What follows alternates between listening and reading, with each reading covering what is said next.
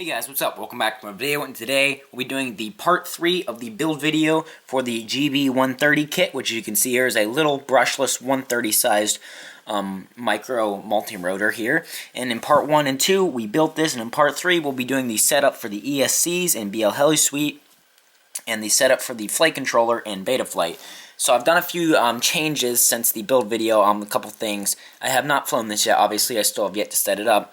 But I went back to a direct mounted XT60 connector. I started with an extension, and I always use extensions, but for this one it kind of made it harder and I couldn't get it plugged in, so I just went back to direct mounted. And if you bend the wires like this with the heat shrink, if you heat the heat shrink on the connector up, you can bend it and it'll stay there, and then this plugs in like that and it keeps out of the way and it sits on the battery there. And this is so light, there's not going to be that much stress on this, hopefully. And I've changed to, my radio's on over there. I've changed to 20 amp little B ESCs instead of the Emax Nano 12 amp I was using, because I tried to connect the Emax to BLHeliSuite, but they don't support pass-through, these 12 amp versions. You have to flash to the C2 interface, and I am not interested in doing that. If it doesn't support pass-through, I'm not going to use it. So I switched to some old 20 amp little Bs. Not ideal, but it's what I had. But the DYS 10 amp that come with it do support pass-through.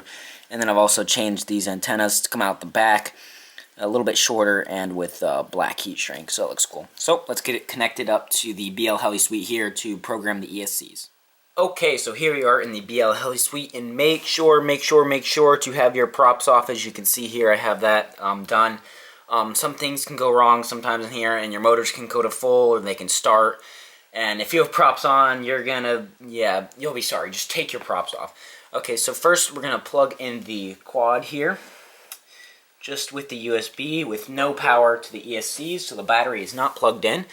We'll come down here and hit, oh, it already connected here. Let's see, I'll disconnect because I think that was from a little bit ago. And then I'll hit connect.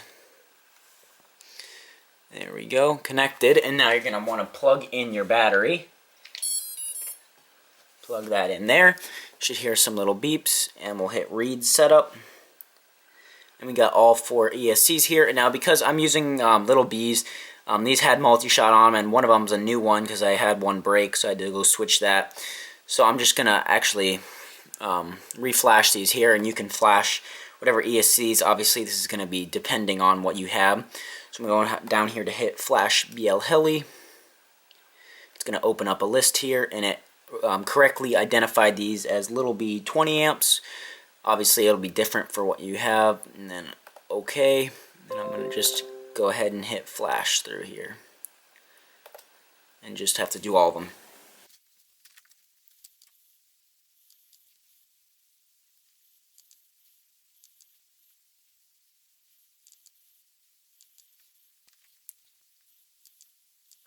Alright, so there we go. We're all done flashing all the ESCs to BLHeli 14.6.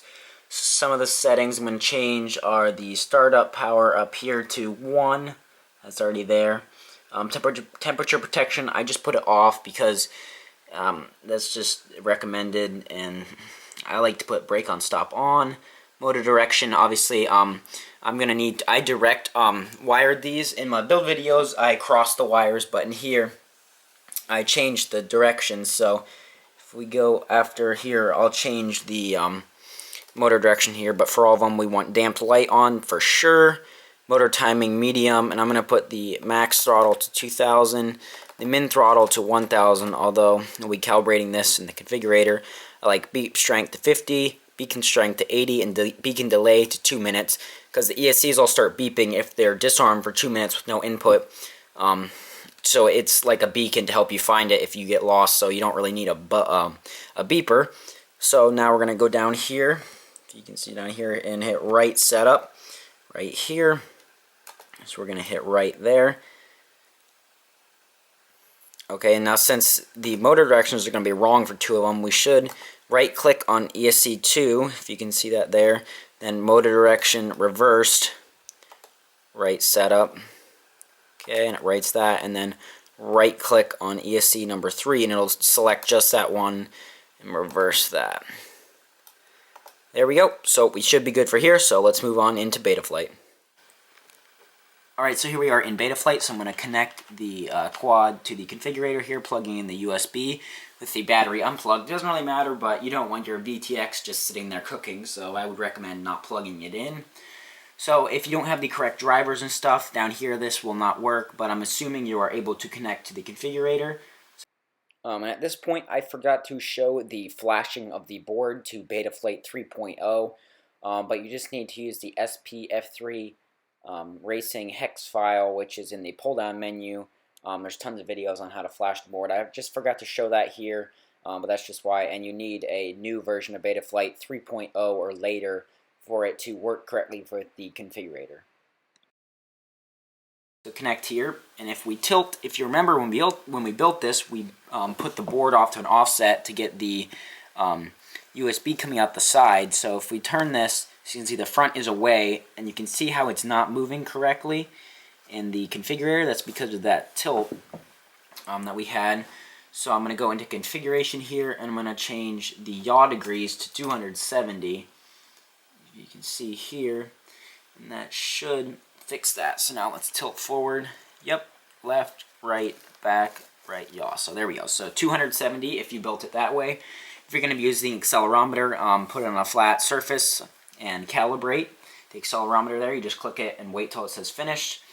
So we're using S-Bus, so I'm going to go to ports and go to UART3 and click Serial RX. Save and reboot right there. Configuration, so one shot 125 is what these little B's are running. Depending, your ESCs might only support PWM. I know the DOIS 10 amp ESCs that they include support one shot 125, or if you want to change it to multi-shot, if you have multi-shot capable ESCs. I leave these two off, leave that on. It's quad X obviously. 1000 and 2000 for the minimum and maximum. I'm going to go down to RX serial and select S-Bus, so that way this will get our receiver working here. I'm going to turn off VBAT. I didn't set it up and I don't ever use it. Don't use current meter, don't use GPS, don't use RSSI signal strength warnings. For the gyro, I'm going to be running without the accelerometer, so I can go to 4K. If you can see, well, let me hit save and reboot here. So if you can see down here, the CPU load is 18%. So 4K on Betaflight 3.0 is about the max this SPF3 board can run. If you see, I go to 8K and hit save and reboot. Watch down here on the CPU load. Yeah, it goes immediately to 100%.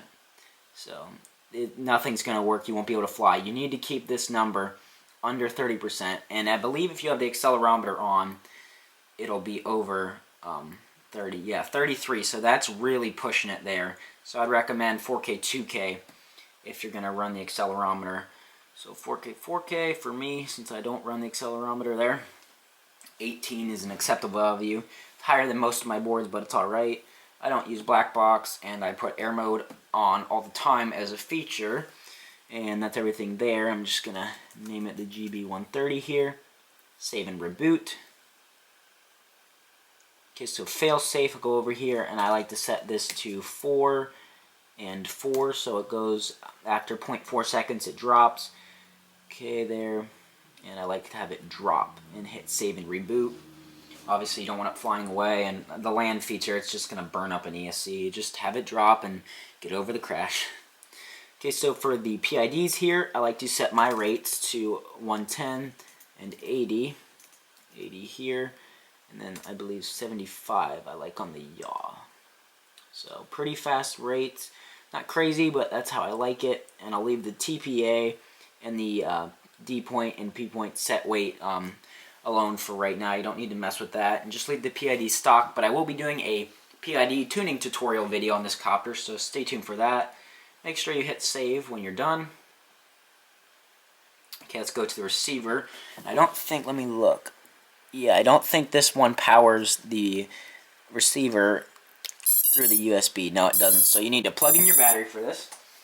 Welcome to OpenTM. And then turn on your radio. And I assume you know how to set up your switches. So now that our radio is on, you can see everything. If you set everything up correctly, you should be getting movement. And just make sure with the picture and the little bars here that everything is moving correctly for your stick. So here's my throttle up and down, yaw left and right, Whoop, it looks like it might have armed because I haven't set up switches yet. So if I hold my yaw to the right, you can see the motors twitch. So another good reason to have your props off. So let's check our roll. Let's see, is the roll doing it right? It's nice to be able to check the picture. Yep, that's rolling right and pitching right there. And then you can also use the picture to help adjust some of your trims if you need that a little bit. Trim center. Okay, so that looks good. I'm going to set a little bit of deadband in. Okay. Let me see. Just going to set a deadband of 2 in because my gimbals aren't brand new, so it should help it keep still. You can see the picture's holding still here, and only the yaw is jittering, just, you know, really close there. So let's just put in 2 on the deadband as well, and that should hold it pretty well. So there we go, that's good enough there. So now we go to modes, arm, and I assume you have your switches set up. So I have my big switch here on the corner of my radio, which I use to arm right here. That is channel 5, so it'll be aux 1. And I like to have it over here, so I just drag this slider over. I like to make that a little bit smaller. I don't use the failsafe, don't use any of that, so that's really if you have the air mode feature selected as permanent. And I don't use any of the accelerometer modes or barometer. There's very little you have to do to set up here. So let's save. So now let's go to motors. Okay, so unplug your battery here, and this is just going to be doing a simple calibration. You can do more complicated stuff, obviously, if you want to look up videos on this, but this is more of a beginner tutorial. So plugging your batteries with the slider all the way up here, and then drag it all the way down.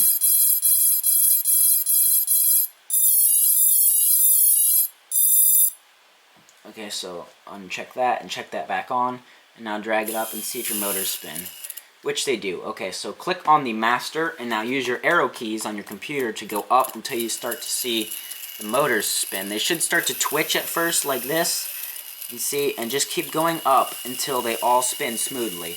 So right there, at 1015, mine spins smoothly, but because these are small motors with low torque, and you can't just leave it here because you might have your motor might stall, like it might get stuck from the torque of the propeller. So I'm going to go up to, let's say,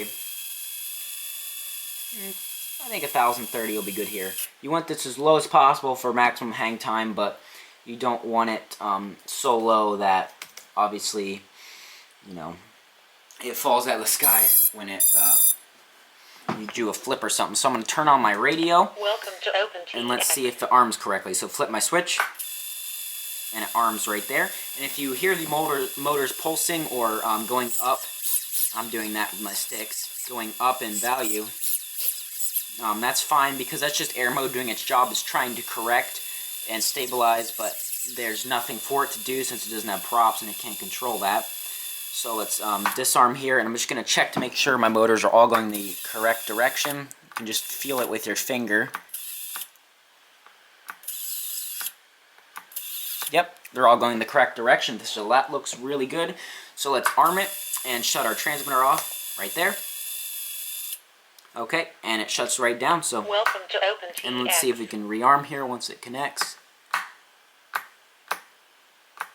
There we go. So everything looks good. So there we go. Let's just disconnect here, unplug this, get that unplugged right there.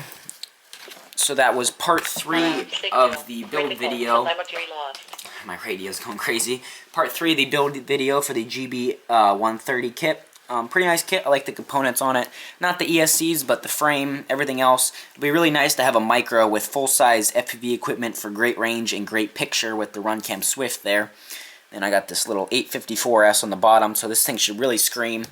And I've got some King Kong 3030 quad-bladed props that I'll be running on these Emax RS1306 4000 kV motors because I did some thrust tests and those props worked the best on these motors. I got the best results, but you know, we'll see how it goes in flight testing.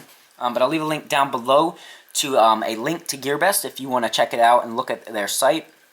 And if you want to buy it, as well as links to build videos part 1 and 2 to the actual build where we built the physical quad.